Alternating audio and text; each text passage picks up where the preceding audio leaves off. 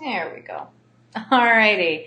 I was just doing some like back end stuff here before I got going. So how are you doing today? I know it has been a really long time and I've actually missed coming on here pretty regularly. So we've been very busy with the big move in to the studio, the big grand opening that just happened last week. And I feel like life is finally starting to settle back in. So I did my first Instagram/Facebook post, for like over a week, and even the ones before that felt a little bit hectic. Like it was hard coming up with content that I felt like was worthwhile for you checking out. So I just took a little pause from that. So my post today did involve comments that have come up in both podcasts that I listen to and from clients, students, people who come into my lives who aren't clients and students, talking about the diagnosis they get from their healthcare provider involving when they have uncomfortable sex or painful sex.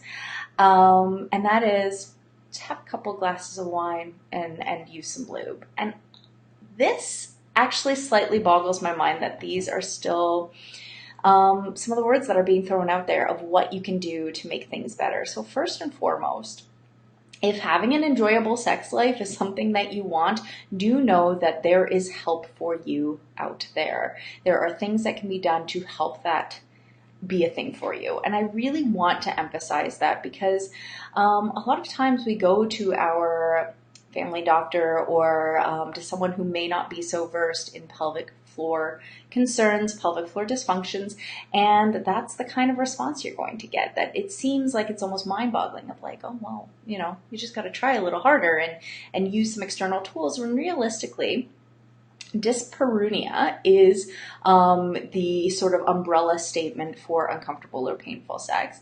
And this is a pelvic floor concern. So in many cases, there is hypertension. So too much tension being held within the pelvic floor. And there's a few things why this doesn't feel good. So some people have described it as it's really difficult to get it in. Some people have said it's painful to get it in. Some people have said they just feel like they are too tense. And that is completely a thing. If you think of yourself as a woman, if you're putting too much pressure on yourself during sex, if there's something on your mind that is kind of making you tense up, you can't fully relax and enjoy the experience. And this isn't normal. This is not normal at all. So this is personally not something that I can 100% help you with. I will say that right now. There are different types of yoga movements, different kinds of exercises that can be used to help release tension from the pelvic floor. These things I'm very well versed in, but oftentimes you need some external help with an internal exam. So this would involve going to see a pelvic floor physiotherapist. A pelvic floor physiotherapist can do an assessment, see what's going on. An internal if you feel comfortable. I do find that if you are on the fence about whether you'd like the internal or the external, I have some really great resources from here in London of people who are very nurturing and kind when it comes to these sort of things. And to be honest, I feel like it gives you a whole lot more feedback than just your regular old, not having an internal exam. So going back to it. Hey, Danielle, nice to see you. So having this internal exam done will help give you a little bit more feedback in terms of what exactly the situation is, because oftentimes we can either be symptom-free and actually have some pelvic floor concerns, or different symptoms can be very similar but can show up with very different things. So if you and, say, your best friend are both having not so enjoyable sex, and you're describing it pretty similarly, there can be two completely separate things happening in your pelvic floor that results in the same feelings that you're feeling, or at least the things that you were describing feeling. So when a pelvic floor physiotherapist assesses you, they can tell you exactly what is happening in there. And if you choose to work with me separately as well, I can get in touch with them, or they can get in touch with me and provide me the information that they have assessed from you. And it makes our job, my job, your job, so much easier when we can really get to the nitty-gritty of things.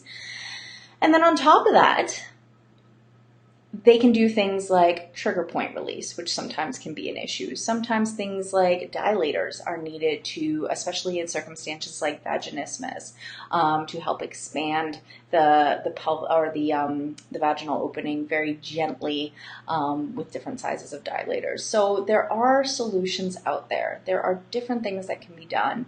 And if you're on the fence about whether you want to explore those options, I am always here as a resource for you. You can always pop into my DMs. We can sit down, have a conversation, because I know these things are uncomfortable. I've experienced these things with myself, and though I can talk openly about them now, because I look at it more from an educational standpoint, and then there's the fact also that I've made it out on the other side. So I've had the incontinence, I've had the minor prolapse, I've had those moments where I'm like, do I really want to have sex right now? I'm really worried. I'm really on the fence. I've been through these things, and I came out on the other side with no symptoms of pelvic floor dysfunction. Don't get me wrong. I still go see my pelvic floor physiotherapist every year just to make sure everything is still good, because as I mentioned earlier, sometimes you may have certain concerns that are showing up with no symptoms. So I just really wanted to put this little video together to let you know that there are options. No matter what, there are options out there. You just need to know the right people to go to. And you should never, ever, ever settle for something being painful, whether that is sex, whether that's pelvic pain, lower back pain, any pain in your body. Is your body telling you that something isn't quite right? And not that there is something wrong with you, but there is something that needs to be addressed. On the flip side, if it doesn't really bother you one way or another, and you'd rather just continue getting together with your gals and talking about how, all this stuff is normal, do know it's not normal. It is super, super common, whether you are aging or whether you just had children, or you're kind of in the thick of it.